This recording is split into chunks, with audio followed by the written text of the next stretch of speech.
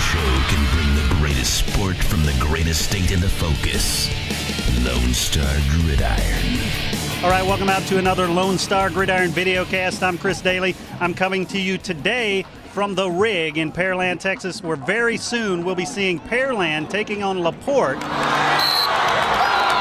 Our first game, though, is going to be at AC Bible Stadium in Leander, Texas, where Round Rock McNeil will be taking on Vista Ridge. All that and more right after this break. You're watching Lone Star Gridiron! Loss control specialists, safety consultants, engineers. We have access to these kind of folks to help reduce exposures and thereby claims. It's another part of real service. Benchmark Insurance Group. Real service. Really.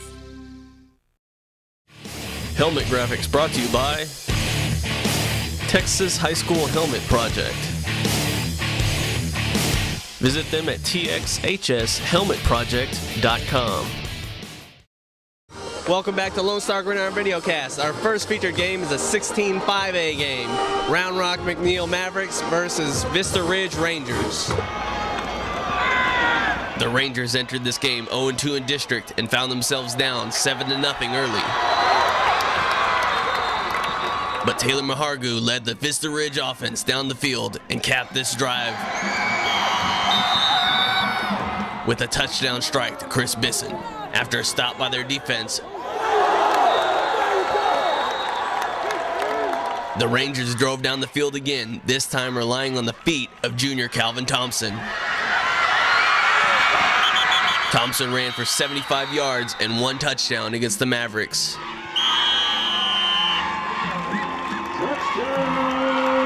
Vista Ridge leads this one 14-7. On Round Rock McNeil's next drive, junior quarterback Cole Smith goes down with an injury on this pass play to Tracy Mitchell. We've really been bit by the injury bug this year, but our kids have really been resilient. Senior Russell Cernak steps into the quarterback role for the Mavs. And 5 plays later, junior running back Adrian Smith finds the end zone for McNeil. This game went into halftime, knotted up at 14.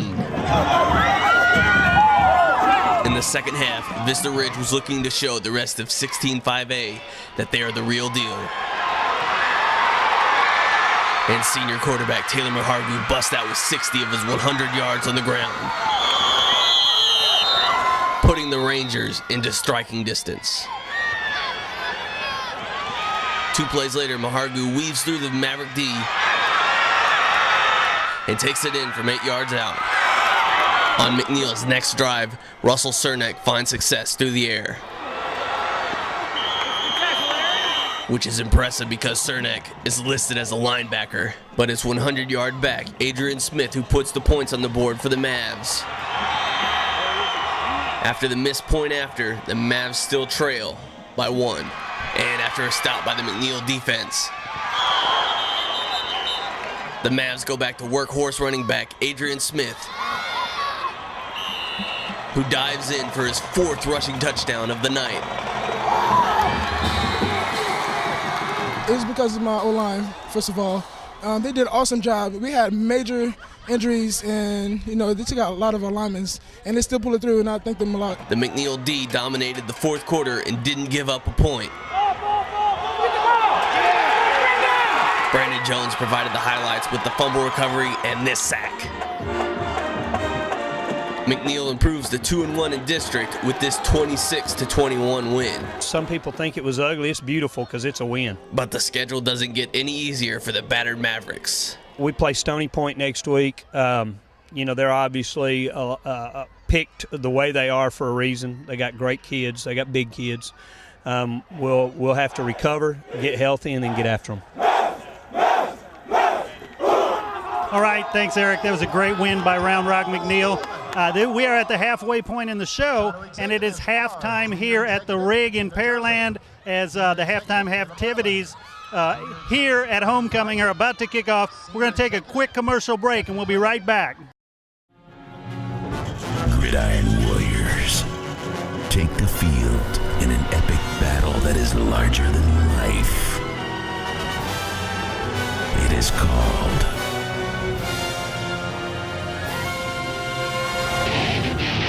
Texas high school football. Only one show can bring the greatest sport from the greatest state into focus. Lone Star Gridiron.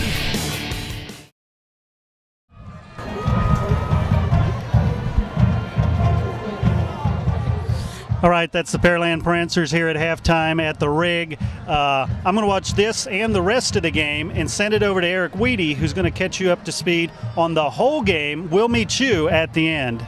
That's right, Chris. We're here at the Rig for the 24-5A matchup between the Pearland Oilers and the LaPorte Bulldogs. The Pearland Oilers, our number 9 team in 5A, came into this District 22 5A game against LaPorte with a 4-0 record, and their defense proved why. First, with this fumble recovery by senior defensive end Chioke Burnett. We're just coming out and showing great defense. You know, our front four is very, very strong, and we have a good secondary and linebacker core. So, we're just doing big. And then this interception by senior defensive back Dennis Walls. And on the very next play, senior running back Casey Carrier takes the handoff 85 yards for a touchdown.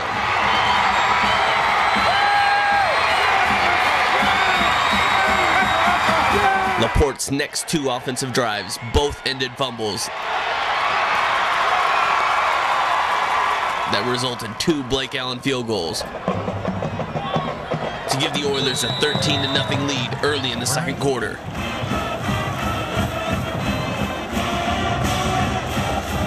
Coach Knapp's and the staff, they do a great job on that defense.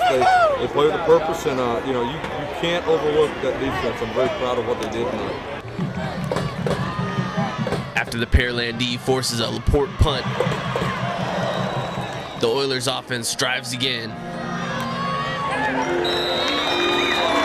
This time capping the drive off with this 2-yard Casey Carrier touchdown. And just before halftime, the Oilers offense strikes again. Sam Allen and Kevin Millers connect for this 16-yard touchdown with only 7 seconds remaining. The Oilers have a commanding 28-point lead at halftime, but LaPorte strikes first in the second half. Michael Sanchez strips the ball and Blake Markell scoops it up and takes it in for 6. But the Pearland D, that didn't give up a point in their last 2 games, kept the Bulldogs out of the end zone.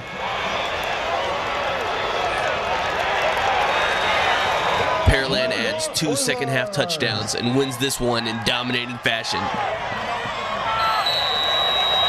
42-6. Next week, the Oilers face the Pasadena Memorial Mavericks. I expect a high-octane offense. They've got a great running back in Snelson, and then got a couple of receivers. But it's going to be a great game. I know our running back Casey Carrier is going to look really forward to that game. It's going to be fun. Like we talk every week just about, but it's going to be real nice. It'll be a nice show. For Lone Star Gridiron, I'm Eric Weedy.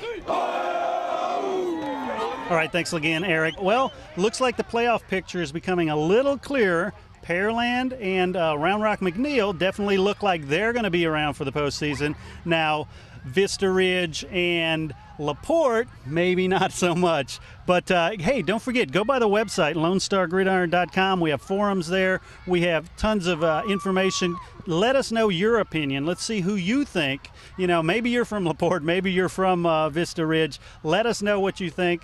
We always are happy to hear from you. Again, I want to thank everybody for tuning in. I want to thank Eric for all his great coverage he provides every single week. Until next time, I am Chris Daly, and we'll see you at the game.